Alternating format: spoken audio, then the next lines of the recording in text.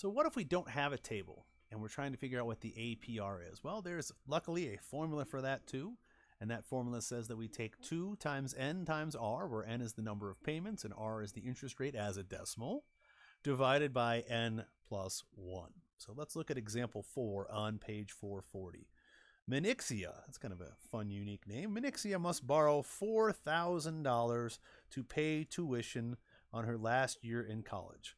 Her bank will give her an add-on interest loan for 7.7% for 3 years.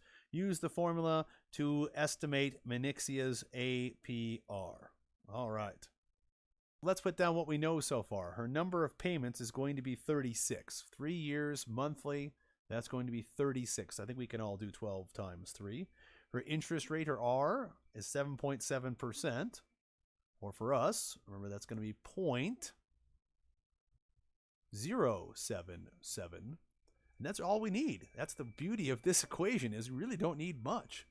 So the APR is going to be 2 times the n, 36, times the interest rate, 0.077, all divided by 36 plus 1. This is great. I think we can all understand that the denominator is 37. And so now we can bring up our calculator and figure this out. So our numerator is 2 times 36 times 0.077, enter, divided by 37.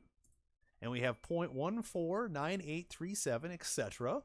And that's great as a decimal approximation of APR, but APR, much like anything else, needs to be in a percentage. So we'll multiply it one more time by 100. And now we'll have the percentage rate, which is 14.984 if we round to the nearest third decimal.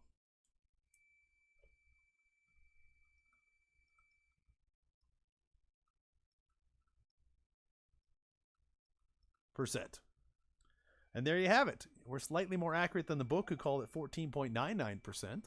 But, we're in the same vein, so there you go. A way to calculate APR. I personally think this way is actually easier than using the table and using the other formula that we have, but we want to make sure we can do both.